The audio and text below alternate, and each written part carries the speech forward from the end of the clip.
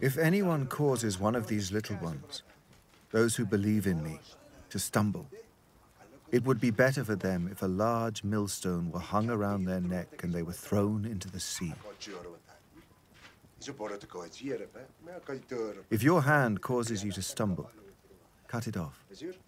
It is better for you to enter life maimed than with 2 hands to go into hell, where the fire never goes out. And if your foot causes you to stumble, cut it off. It is better for you to enter life crippled than to have 2 feet and be thrown into hell.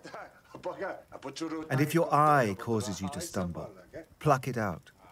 It is better for you to enter the kingdom of God with 1 eye than to have 2 eyes and be thrown into hell, where the worms that eat them do not die, and the fire is not quenched.